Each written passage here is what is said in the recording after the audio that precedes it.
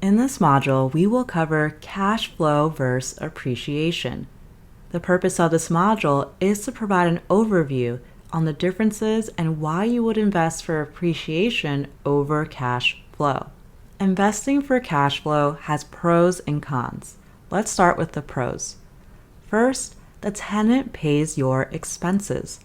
Therefore, you're not coming out of pocket to pay money on a monthly basis to own the property. Second, you can reinvest rental income. If you're making, say, $300 a month on cash flow, that means over the course of a year, you make $3,600, and you could put that towards your next property. Cash flow provides multiple streams of income. If you were to lose your job, for example, by relying on cash flow, you would have some sustainability in the short or long term. As well, investing for cash flow provides more financing options, as there are lenders who will actually not look at your credit score, but look to see if a property would cash flow positively and still lend you a loan. For cons, it can be difficult to find high cash flowing properties. If you're looking on the strict basis of, I want to beat the market, so the stock market, by investing in real estate, it could be hard to find a property that is cash flowing over 10% without any work needed to be done. Additionally, high cash flow can mean bad areas attracting bad tenants. For example, in less desirable areas, you'll see that properties are listed for a lower price than in areas that people want to be in. However, whether it's a Section 8 tenant or not, the tenants in areas that are less desirable are less desirable themselves. They could be bad tenants and not pay you on time. Therefore, you actually lose money monthly instead of gain, as you saw in your spreadsheet. Now, what about appreciation? We haven't touched this as of yet, but appreciation is when your house value increases as inflation is moving up. It's about 2 to 3% a year and also really is dependent on your area. So appreciation pros include buy and hold investing. If you're looking to hold a property, say for 30 years, you will naturally see a lot of appreciation over that period of time.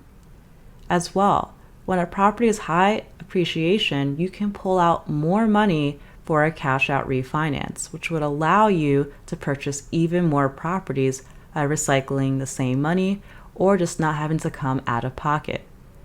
As well, if a property does not cash flow positively, but has high appreciation, you could look at alternative strategies. For example, short-term rentals like Airbnb. A lot of these times, these beach rentals right off the water are not cash flow positive as a rental throughout 12 months, but as short-term for less than 30 days, they are. As well, appreciation allows you to defer capital gains tax. And some of the cons here is that you have to cover those losses every month. So if you are still renting it as a long-term rental and the cash flow is negative $50, you have to be prepared to cover that. But there could be unexpected expenses as well. So if there's an unexpected repair that needs to be done, maybe the roof has a leak, you need to come with that out of pocket yourself since you are not making income from the tenants. As well, there could be an unexpected market crash in property value. So if you're looking for appreciation in a short period of time, this is a high risk. However, over a 30-year time frame of buy and hold, you have less of a risk because the market will ultimately be balanced and you'll still see appreciation. The ultimate question that we have, should you invest in a property with negative cash flow? And the answer is, it depends. You have to ask certain questions. 1, what does year-over-year appreciation look like in the area, not just median across the United States? As you know, a market in major cities is very different from markets that are in rural areas. So how do you get this data of year-over-year appreciation? Well, in the real estate data analytics course, that is the main focus. we're able to extract data such as median sale and median list price all the way down to the zip code level. So you could really get a good idea of which areas have historically higher appreciation than others. The next question to ask is the property turnkey? This means once I purchase the property, can I basically turn the key to the front door and the house is ready? If so, you're not going to have or incur that many costs in the first several years. Therefore, it could be worth getting a property that has slightly negative cash flow because there are no major expenses up front. You have a better chance of waiting for rent to rise over that 5-year time frame and cash flow ending up being positive without having to do any major repairs in that window of time.